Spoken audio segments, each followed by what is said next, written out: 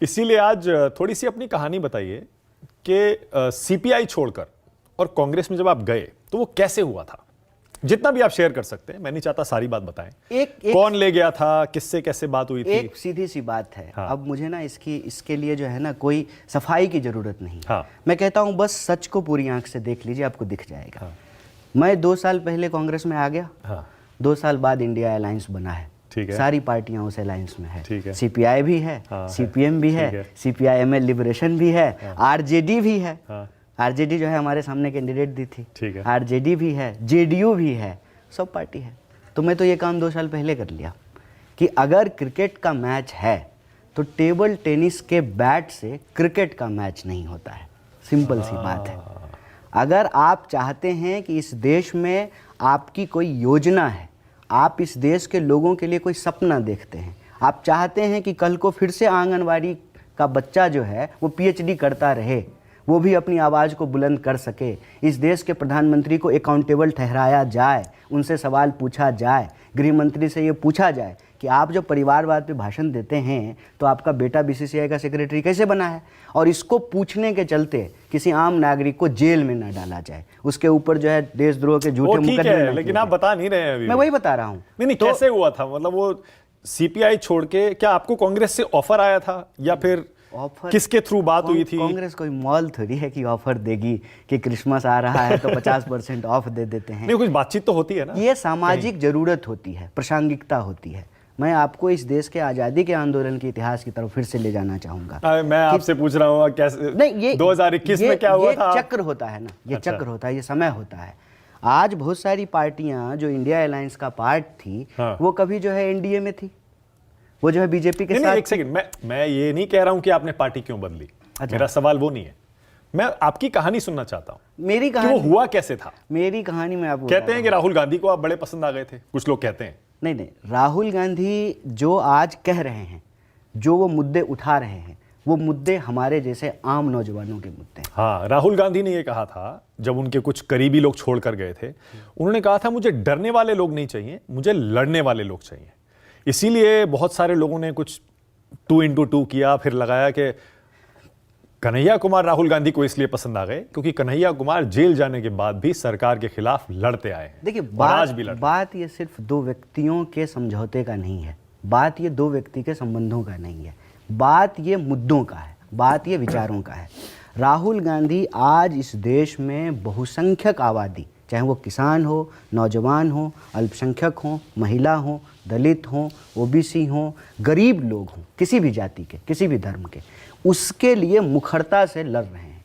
आप यूं समझ लीजिए कि जो सत्ता का चक्रव्यूह है ना, उस चक्रव्यूह के सामने कोई व्यक्ति अभिमन्यु की तरह खड़ा है। हाँ। उसका नाम राहुल गांधी। और आपको भी ये समझ में आ गया कि अगर इतनी बड़ी लड़ाई लड़नी है, इतनी ताकतवर पार्टी से लड़नी है, तो कांग्रेस में रहकर बेहतर लड़ाई लड़ी जा सकती है। मुझे सिंपल एक बात समझ में आई कि लड़ाई जब एक ही है, हाँ, तो फिर अलग अलग क्यों रहना है? तो सबको जो है एक साथ होना चाहिए। तो अलायंस तो मैं नहीं बना सकता था, मैं साधारण व्यक्ति हूं। कम से कम अलायंस जो बना सकता है उस व्यक्ति के साथ तो खड़ा हो सकता हूं। भारत जोड़ो यात्रा वो कर रहे हैं तो मैं भी उनके साथ चल सकता हूं। मतलब यही ना कि छोटी पार्टी में रहकर आप वो सब नहीं कर पाते जो एक बड़ी पार्टी में आकर, राष्ट्रीय पार्टी में आकर आप कर सकते हैं। बात बड़ी छोटी की नहीं है, बात समय की जरूरत की है। मैं समझ गया। आज का दौर यह है सर कि आप मैक्सिमम अंडरस्टैंडिंग बनाने की कोशिश ना करें, मिनिमम अंडरस्टैंडिंग पे मैक्सिमम यूनिटी कैसे बन सकती है, इसका प्रयास होना चाहिए। और जो लोग आप पर आरोप लगाते हैं कि आप राजनीतिक महत्वाकांक्षा के चलते कांग्रेस में आए क्योंकि आप सांसद बनना चाहते हैं, तो इस सीपीआई से आप सांसद नहीं बन पाते? नहीं, ऐसा नहीं है। सीपीआई के सांसद हैं, सीपीआई की जो है एक सरकार है एक राज्य में।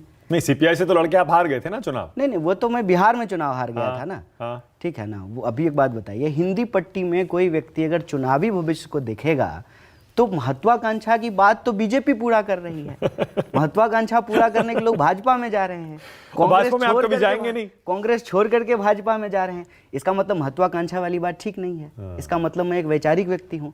इसका मतलब इस देश के आम लोगों के लिए हमारे मन में कुछ सपने हैं। इसका मतलब हमारे जीवन का जो दर्द है हम महसूस करते हैं कि और नौजवान इस देश का वो दर्द ना। वैसे भाजपा ने कभी कहीं कोई ऑफर कहीं फीलर आया था कि भाई आ जाओ बीजेपी में आ जाओ? देखिए, आप राहुल गांधी, जैसे हार्दिक पटेल चले गए, आप राहुल गांधी का विरोध कीजिए, आप कोई भी हो, हाँ। आपका शर्त यही है कि आपको राहुल गांधी का विरोध करना पड़ेगा। हाँ। आपके लिए बीजेपी का द्वार खुला हुआ है।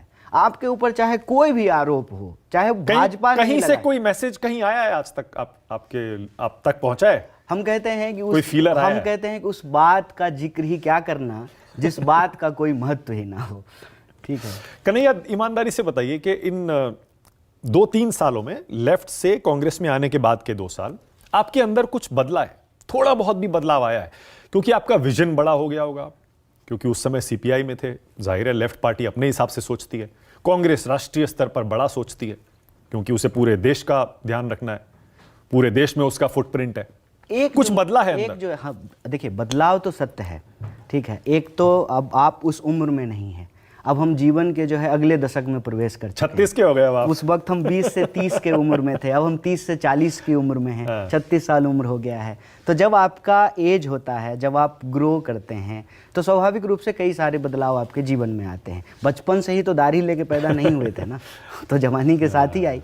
तो बदलाव तो एक बात है, लेकिन एक बात जो मैं आपके सामने आपके दर्शकों से कहना चाहता हूँ कि जब आप कांग्रेस पार्टी में होते हैं ना, तो सिर्फ आप विरोध करने के लिए विरोध नहीं कर सकते हैं। क्योंकि जब आप सिर्फ विरोध करने के लिए विरोध करेंगे ना, तो लोग आपसे सवाल पूछेंगे, आपको अकाउंटेबल ठहराएंगे कि अच्छा आप ये बात कह रहे हैं कि ओल्ड पेंशन स्कीम लागू होना चाहिए, क्यों होना चाहिए? तो आपने क्यों नहीं लागू किया है हिमाचल में? तो हम ना कांग्रेस पार्टी में आज अगर हैं तो इस बात के लिए भी हैं कि हम सिर्फ विरोध करने के लिए विरोध नहीं करेंगे, उसकी अकाउंटेबिलिटी भी लेंगे। क्योंकि आपको किसी राज्य में सरकार भी चलानी पड़ रही है, 3 राज्यों में है अभी सरकार। तो हम ये इंश्योर करेंगे ना कि हम उतना ही वादा करें जो पूरा कर सकें, सिर्फ विरोध करने के लिए विरोध ना करें। अब हम कहते हैं कि ओल्ड पेंशन लागू होना चाहिए, तो हमारी सरकार ओल्ड पेंशन स्कीम लागू करती है। ओके।